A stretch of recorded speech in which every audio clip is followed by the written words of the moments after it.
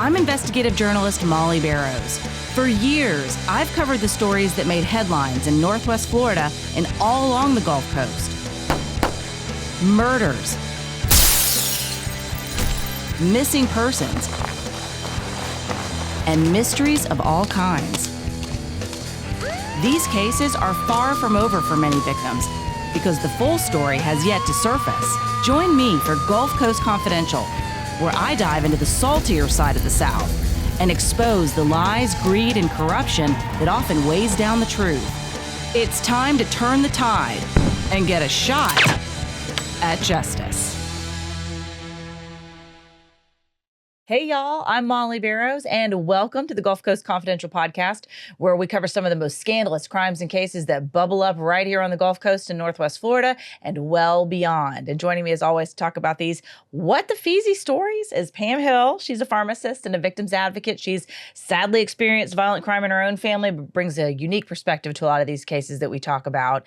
And today's case is one that has a Gulf Coast connection, in fact, a tie right here to Pensacola, but the crime that this is about did not happen here. It happened in and around Union, South Carolina. And of course, we're talking about Susan Smith, who was convicted of drowning, allowing her two young sons to drown while strapped into the back of the car. I mean, it's just awful. I remember when it happened, Pam. I remember I was in college at the University of West Florida, right here in Pensacola, living in an apartment right off campus with a good friend of mine.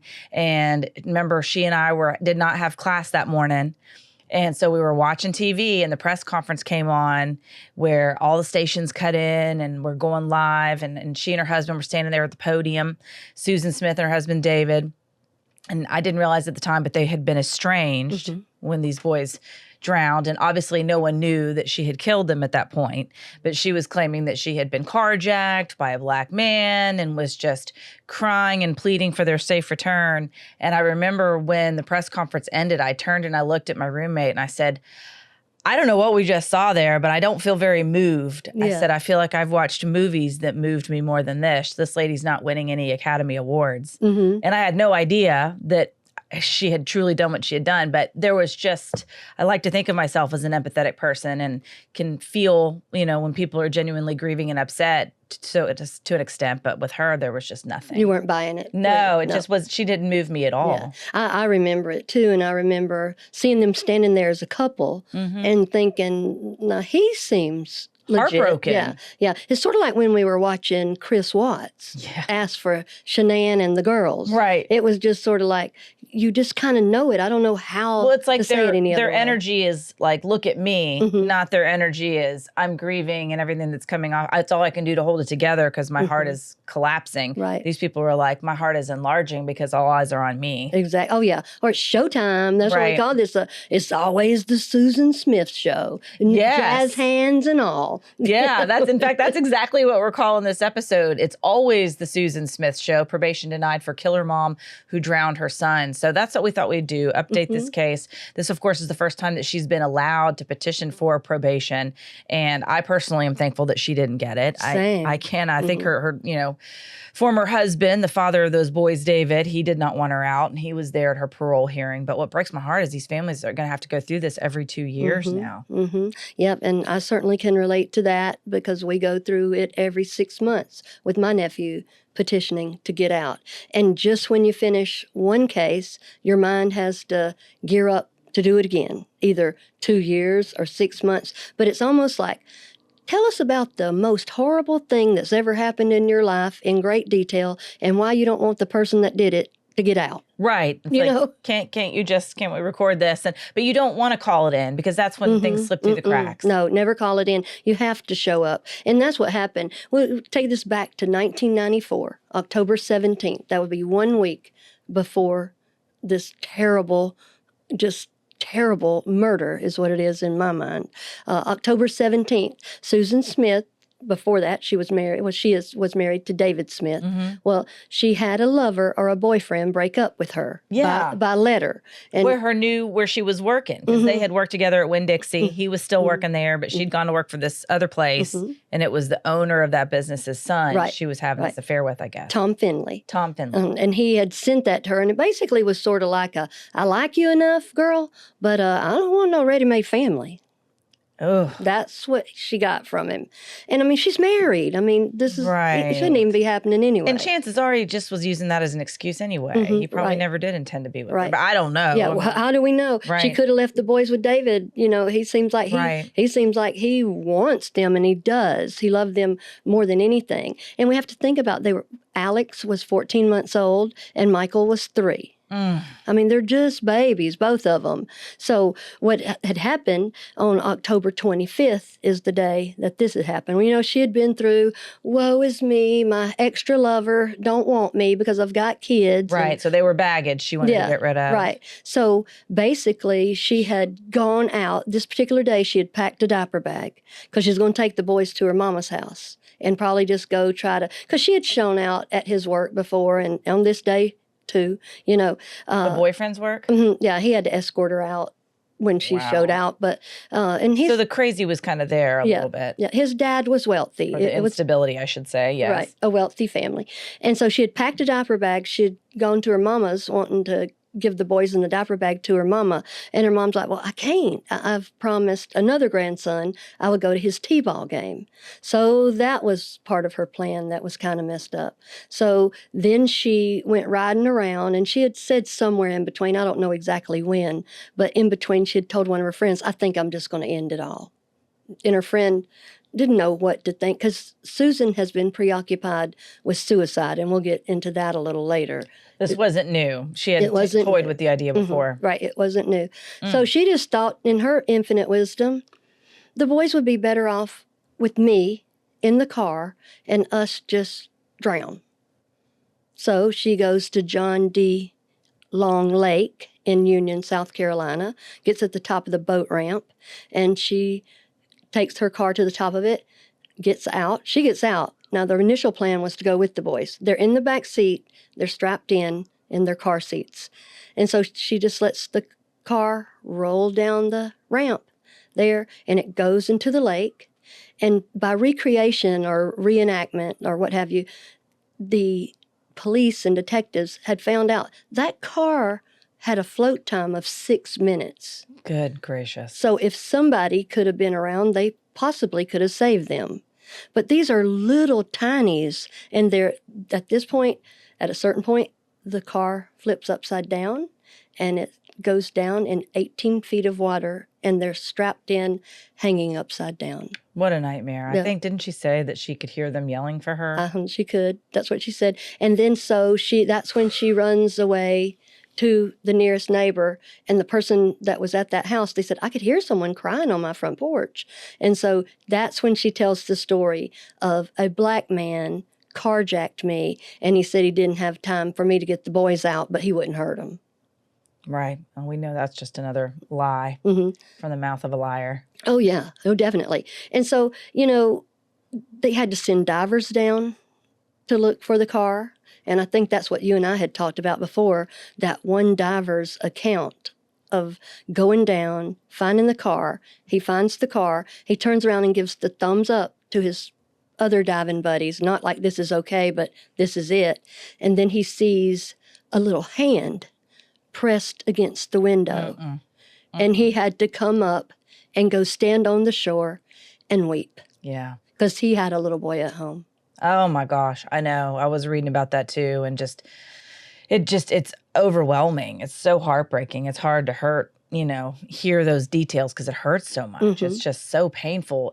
And I firmly believe those boys are in the loving arms of Jesus now, and life is better for them, and they're free from the pain of this world. But the fact that their last minutes on this earth were fearful. Certainly the 3-year-old was at least aware enough to know he was in danger. And if what she was saying is true, that she could hear them yelling, like, I don't know how hard-hearted you have to be to not respond to that, even if you had been so cruel as to do it in the first place. But at any rate, she did do it, and then wanted to turn around and be the victim. Every time you turn around, she's the victim. I question if she ever fully intended to go down with whatever her fascination with suicide. She managed to find the strength not to do it to herself, but she couldn't summon it up to save her boys. She deserves whatever she gets, and she damn sure doesn't deserve parole every 2 years, in my opinion, or even the consideration of it. It's too bad that's the way the law is. It is. And we'll talk about what how we got here in the first place there. But also, they said that her wedding gown and her wedding photo album was in the car too.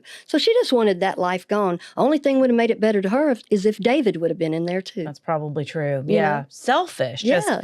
Just selfish to her core. Yep. She didn't, they say that she always had to, the applause had to happen. When she was 6 years old, her dad killed himself. And obviously that has an effect on someone, and that she became fascinated with suicide after that. And that she kind of kept like that. And she had a stepdaddy named Beverly Russell, and he was connected to the Christian Coalition, the South Carolina Republican Party, and he was the nephew of a former South Carolina governor. So well connected. That's her stepdad. But at about age 15, he started molesting her. And all the things that I read about that, they use the word relationship or sexual encounter and stuff like that. And I hate that because it's not a relationship. No, it's a power imbalance. Right. He's an adult. She's a minor. It's a crime. Right. And he admitted almost like he was reading from a romance novel. He said, well, I did fondle and kiss her breast. Isn't that something? Yikes. Like, I'm so sorry. But I mean, is what he 100%. said. It's such a revealing thought. It shows how he frames it in his own mind. And it almost sounds like he thinks about it a lot. Oh, yeah. He did think about it a lot because he did this. He got caught. Her mom and him broke up, and he still carried on with her after she was married to David. Unbelievable. Gross. And he still was carrying on with her 2 months before she drowned her children. Good Lord. So I tell you all that to see later when we're talking about when she has her court case, when she gets found guilty, he writes a letter to her in prison after she's been incarcerated. So what does he say? Is he like, hang in there, hon? Or like, I'll read okay. it to you. Yeah, sort of like that, I guess. It said, all you needed from me was the right kind of love. I had the responsibility to do the right thing, and I missed the mark. I'm like, are we playing darts here? You know, if I'd have known at the time what the results of my sins would be, I would have mustered my strength to behave according to my responsibilities. What a terrible human being. Isn't that something? It's like, I could have mustered to not do it if I'd have known the weight of my sins. And I mean, you don't know that when that's a girl. Right. You know? And so he's the one, and he did beg for her life at her court hearings in her trial, because this is a death penalty case. But the jurors at this time thought life meant life. They didn't know life meant 30 years later and we're going to be going through this hootenanny again. Because I believe this jury, if they'd have known this, would have been able to give her the death penalty. Yes, and I can't help but think they were feeling sympathetic toward her because at the end of the day, she was still a mom. If the situation had been reversed and that had been a father that had done that, I have a feeling he would have gotten the death penalty, because that reminds me of our other episode, if you haven't seen it, Drowning in Remorse. And it's also about the case of a guy, Vietnamese fella, whose dad was American, mom was Vietnamese, lived here on the Gulf Coast in the Mobile area, Lam Luang, and he threw all 5 of his children off the bridge there. And they drowned, and it was just a shocking, horribly traumatic crime, obviously for the kids, but for the whole community, who turned out in droves to search for these babies' bodies. And he was high on crack. Had addiction issues, alcoholism, I think, as well.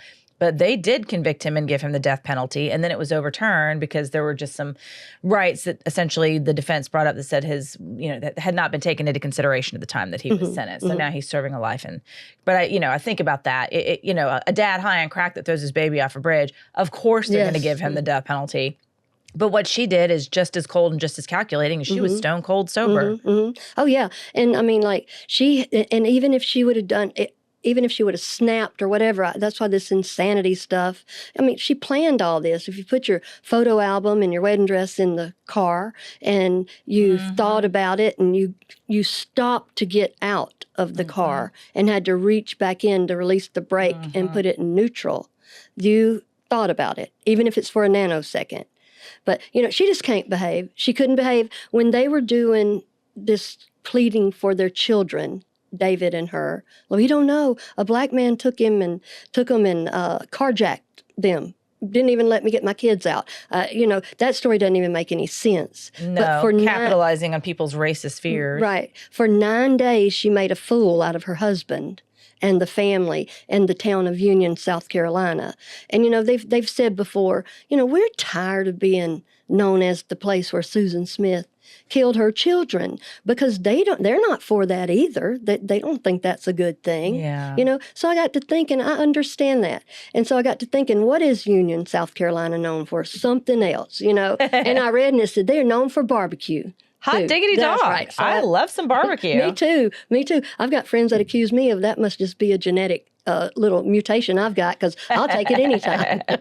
Well, I can certainly, I can understand that. That would be sort of heartbreaking to have all your memories and family tied up in a town, and then one terrible person does something horrific like that. And suddenly that's what you're on the map for. Kids, babies. I know. So many other options besides what she did, and that's the road that she took.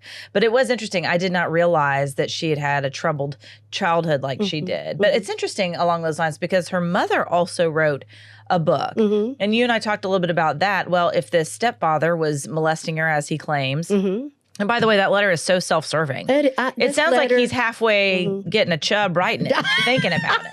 Not to be gross, but like it's kind of like a little waltz down memory lane for this perv, in my opinion. Is terrible.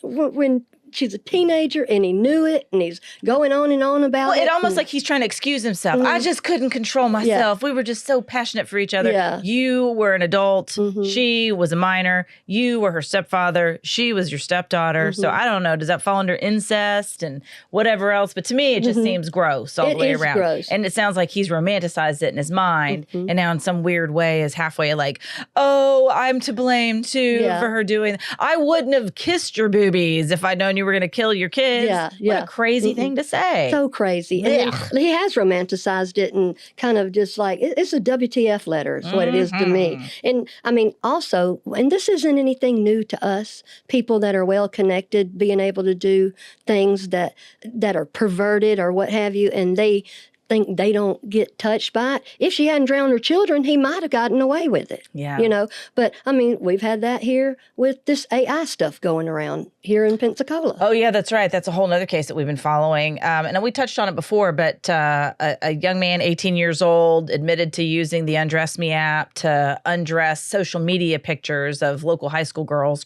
that, basically covered Escambia and Santa Rosa counties. If you're familiar with Pensacola, those are our two main counties in this area at the tip of Northwest Florida Panhandle. But yeah, so he had recreated these pictures to be nude, and a lot of these, his ex-girlfriend, I guess he had shown those to her. She knew about them, and things started to get, I guess, rough in their relationship. For some reason, she takes a video of these pictures that he had altered, that he had downloaded from this app onto his phone. And according to the pictures, when you look at them, they actually showed that they'd been uploaded to a photo editing app, another one called Visco, VSCO.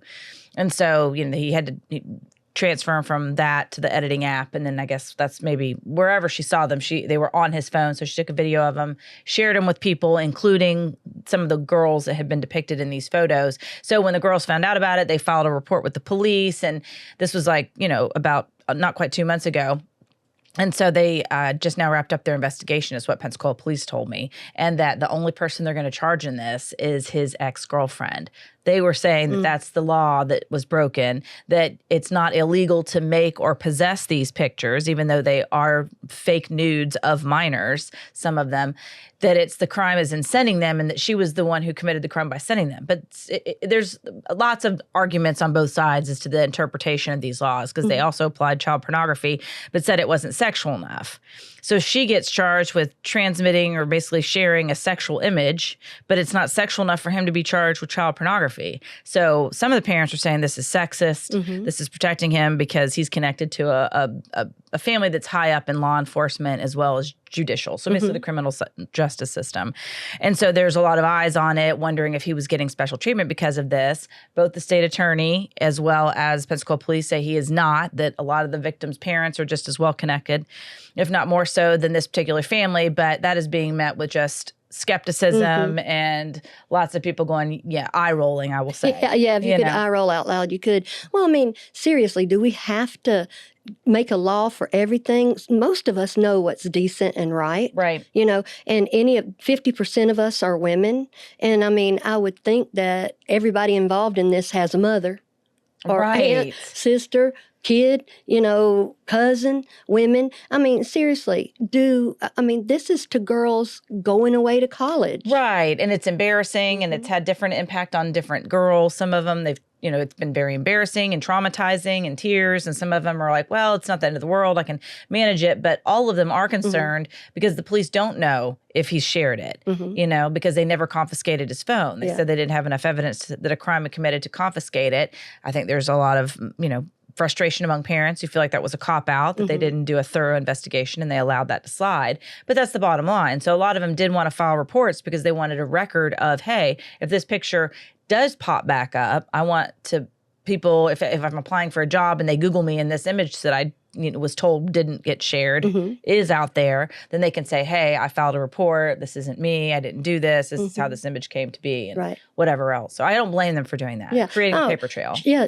Should you even have to? You shouldn't have to. And it's stressful. Exactly. Yeah. It's damaged them. It's hurt them. And then you just, have, anyway. Well, I think? I think about all these cases and I think about people that just get up one morning and go, I'm just going to F up everybody else's life because I want to. Yeah. I don't care what the law is. I don't care what being a good person is. I don't care who I hurt. And then we go around and try to find laws to protect them. Or, because it ain't good sense. Yeah. And it ain't Christian thoughts either, I'll tell you that, when you're like, well, let's see, if we can give him something to hide behind. The thing is, to me, if all that's going to happen, a big I'm sorry and I'm getting some help would be. Oh, but that would go, you're 100% right. I think that would go a long way to alleviating concerns too, because according to the parents that I've talked to, this particular young man, and, I work for the News Journal and we didn't release his name because he had not been charged. But basically their concerns were growing up with this young man in the Pensacola community. A lot of these families knew him very personally. In fact, I talked to one of the victims who was his god sister. So she's known him since they were little.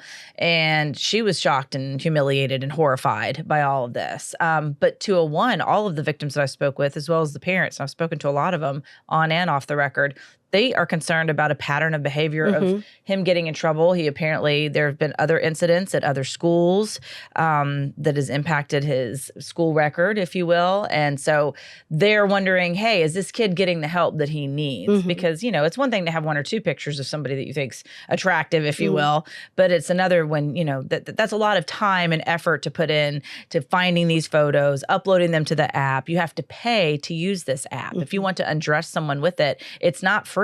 And if you go and look at this app, and I'm not necessarily encouraging you to do that, but it is clear that it is for making homemade porn. That is the intent and the purpose of it. Wow. The only free part of it is the X-ray app. And I don't think we got a bunch of med students out there going, I'm going to go to Undress Me to see what it looks like if I X-ray a picture. Yeah, if I break my leg or something. Right, or if I want to work for TSA one day. Well, we're going to end up with a mandy-pandy letter like this. And that's exactly what I was thinking. Like, it's all just when you talked about, I'm going to get up in the morning and it's going to be what I want today, regardless of who gets hurt. I mean, I would say that applies to the stepfather. I would say that applies to Susan Smith. And it certainly applies to so many of these other criminal cases that we talk about. But even I wonder too, with the mom, much more passive, but did she know that the stepfather had this, was doing these things to her daughter?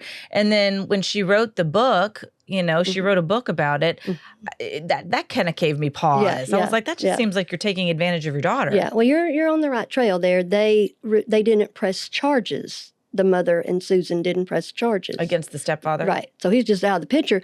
But, he did continue doing this. I mean, she was married to David, the father of these boys. He was still messing around with her and her messing around with him 2 months before she drowned these children. No, she just can't act right. This girl, she didn't want to. Right. Now, I don't know how she kind of has this image of, I'm just a sweet little Southern South Carolina girl up here and somebody please find my babies, and that's how that came across. And we're just sick over this. And the whole time she knows that they're hanging upside down in a car seat in 18 feet of water with one of them's little hand pressed against the window. Just hoping that they didn't get found. I read where David talked about when he heard the news, and it may not have been him talking about it. It may have been actually somebody else that was there when he heard the news, but it was basically an article talking about when it was delivered. And like any good family, you know, they have people that are there with you. They're all together in the house and are in this one location. And there's a lot of people in the room, and the authorities arrived basically to deliver the news. And they were trying to get him where that was a little more private and away from everybody. But he realizes that they found these boys and that they're dead.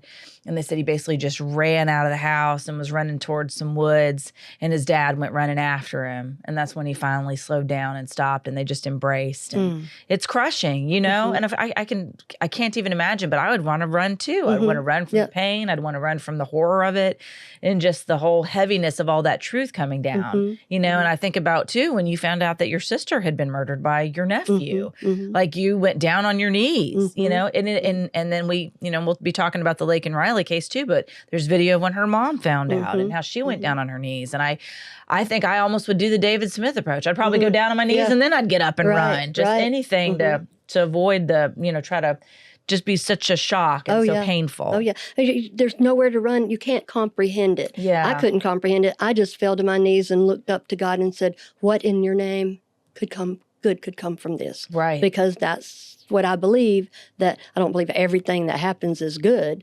But, and then I do remember running, trying to find my mother, trying to find my other sister, Tricia, and we all just clustered together. It was one of the coldest days ever. And my mom just kept asking, when's the ambulance coming? You know, but the ambulance wasn't coming, you know. It was beyond that. Yeah. So people remember these moments. You remember the moment you got told that they were murdered or killed or drowned or horrible things. You remember, you start thinking about what were their last moments like. Those are things that every victim of violent crimes have in common. We all can tell you that. It's like an elevator speech you keep in your pocket. Not that you need to paper or anything, because it's seared in your brain. And so this is seared in David Smith's brain. I mean, he literally stood by this woman for 9 days telling people, we're looking for him, we're looking for him, we're looking for him. And then he finds this out. And they had both had affairs before. You know, they had broken up and gotten back and stuff. But I truly believe, for all intents and purposes, that he is a good person. Oh, definitely. You know? I definitely took that away. Yeah. And that brings us back to the Pensacola connection. He ended up moving here after that, at least for a couple of years. He transferred because he worked for Winn-Dixie, and he transferred to a Winn-Dixie here. And I believe his dad and stepmother were living here too. But my heart really goes out to him. Aside from just losing his kids like that, there'd been a lot of grief and death in his life as well. And then I think his stepmom later may have, you know, committed suicide, taken her own life. And then eventually he remarried, and they moved to Spartanburg. And I think they have a 23-year-old daughter there now. But he said that it was, I found an article that he had done probably about 5 years after the deaths of those boys, of his sons. And the reporter was saying, you know, how did you get through it? What was it like during those first days and weeks and years? And he said it was touch and go. He didn't want to live, you know, that there were times when it was just too much for him, and he was taking antidepressants and it didn't seem to make any difference. And, you know, he was just drowning in the pain and in the grief of it. And he said that the turning point came when he was in bed watching the movie Shawshank Redemption. And there was that scene when Morgan Freeman said, you know, you have two choices, live or die. You can get busy living or get busy dying. What do you want to do? And he said at that moment, in that instant, I said, that's it. I've got to get up. And he goes, and by God, from that day on, I've made up my mind to live. And Susan wasn't going to take that from him anymore. So that just takes faith. It takes hope. It takes letting God get in there and heal you. You know, and I do believe that faith is important to him. Oh, definitely. It is to him. And you just have to do the sit-ups and push-ups and go through the days. They're going to be miserable days. I remember my epiphany was I had gone away for 90 days for grief, trauma, and loss counseling and therapy. And I just always ask, why? You know, and finally, like in a small group, talking to people that have been through grief and trauma and loss just like me, I was like, why? And one of the other members looked at me and said, Pam, is there ever going to be a reason that's good enough for why? And that right there turned me just around. You believe in God, you believe in hope, you believe that Sharon's in heaven. no reason. If somebody gave you a reason, it's not going to be good enough. So there always is something. But what happens with some folks is they don't last long enough to get there. Because I understand, David, there were days that I did not think correctly. And I just, it's just, I don't even know. It's an abyss. It's like being in an abyss. And you can't do anything about it. You can't escape it. No, you don't have the energy. Even walking to the kitchen is something sometimes. But this poor man, he's standing at this parole place, for Susan Smith. This is got me all upset, because it's just another insult. He's having to stand up there. Susan can't even act right in jail. She's been found with contraband. She's been found with drugs. She's had sex with 4 guards.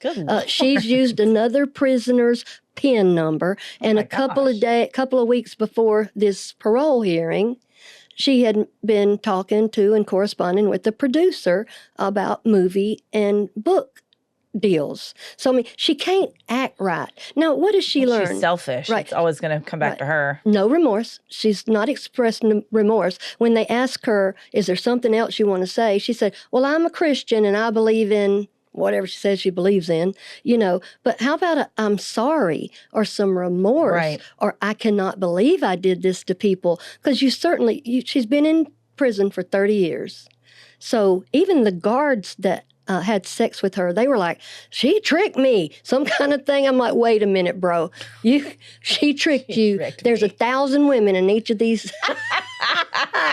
1,000 women. Next thing I know, I was naked and there we were. Yeah, she tricked me. I lost my job. But she's it's a Susan feisty Smith. one. Yeah. I mean, the jazz hands of Susan Smith. Right. It is the Susan Smith show, though. But they said that these guards, and so they go on these little talk shows and talk about it. And they're like, Susan's for Susan. I'm like, bro, you were for you that night. So we got all this going on. So we get to the parole hearing. There's supposed to be 7 members on the parole board in South Carolina. They've had only 6 since 2002. They hadn't filled that seat yet.